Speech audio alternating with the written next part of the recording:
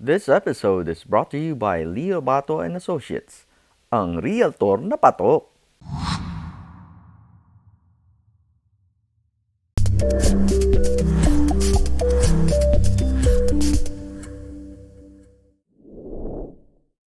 I would love to be a keynote speaker at some presentation for some company and go out and Why not? and play some music for them to start out, have a drum kit on stage, but then come up with a microphone and be like, listen, this is how I got here. This is what I do. This is my daily work ethic, and apply those things. And luckily I did go to college and I was lucky enough to get a degree. And so Right. I have that knowledge, but also a daily working knowledge of those relationships I've built and with people and companies. I'm very proud of all the companies that I work with and I'm sponsored and endorsed by. Like that's a major part of my career is like, those are goals of Yeah.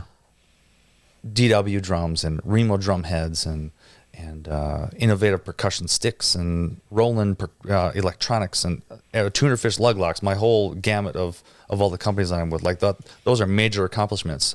So developing relationships and being able to go in front of people and be like, hey, so this is how I do this, and you're going to deal with difficult people. Here's how you can address those difficult people, and like give them advice. And like I've got a whole thing that I do to help people, and I think it's fun for me. Like you're saying, could I be a lead singer for a band? Yeah.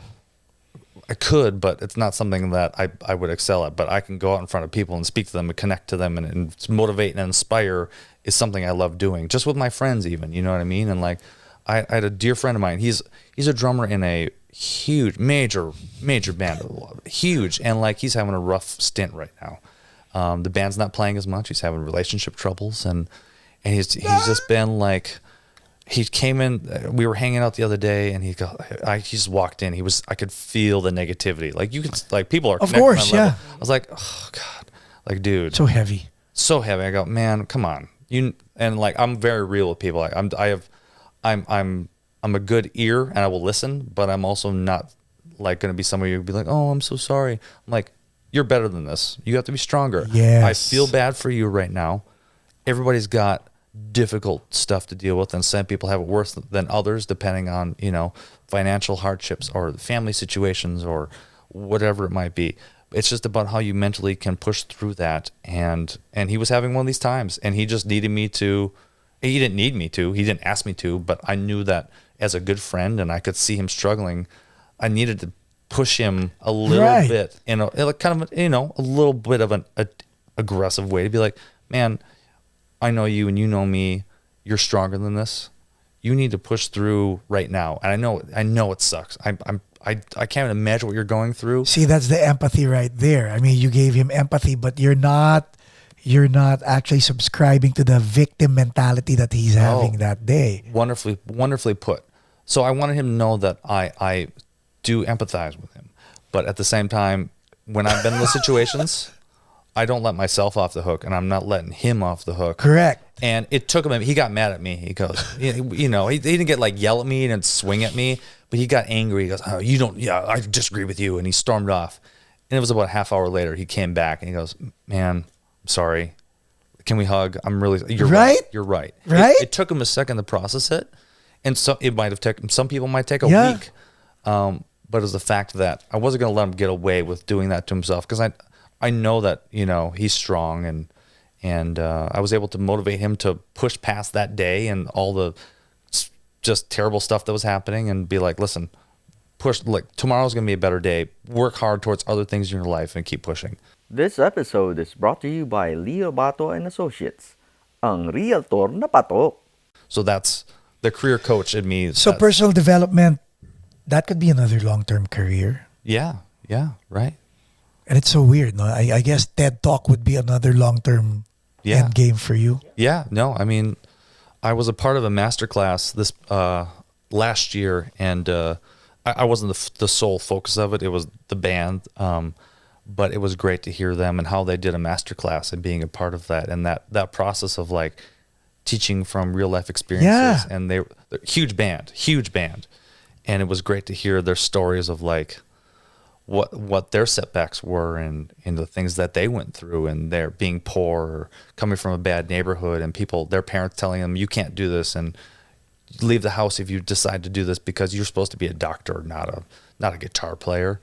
And then writing hit songs. Like, how do you write hit songs? Well, I mean, you're lucky if you have that ability, but just keep working. It's a friend of mine, Bobby Stein. Love you, Bobby. He's a Shout out. He's a songwriter here in LA. I play for him in his band. He's also one of my dear friends. And his term is shots on goal. He keeps Shots on goal. He hasn't had a hit song. He's had some success, but he hasn't had that hit song.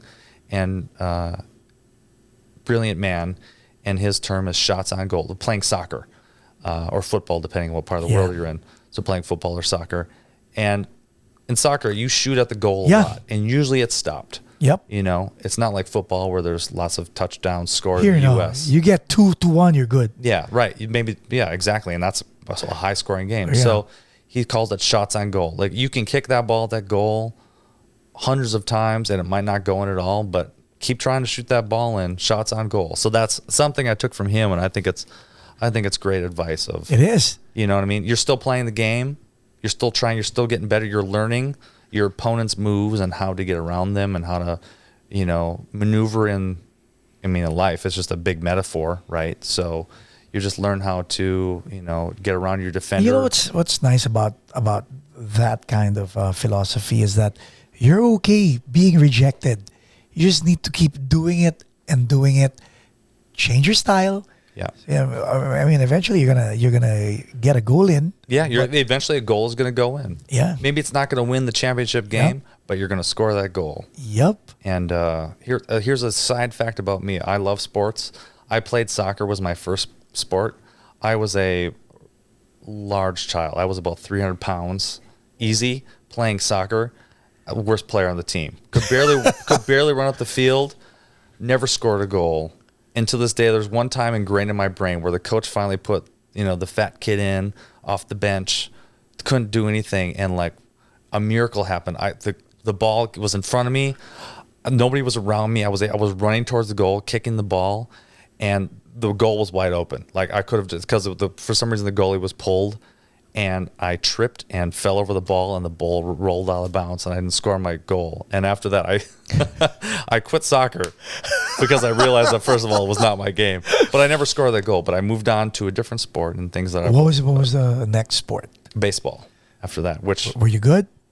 not at first, but I loved it. I loved baseball, and then I became good. And like, some people just are not good at specific sports due to size issues, and you know, but also that motivated me to become in shape and improve myself. So baseball led to football, which led to rugby, which led to basketball. Wait. When you played football, what position were you in? When I was larger, I was offensive and defensive line. When I started to lose weight to become more in shape, I returned to the linebacker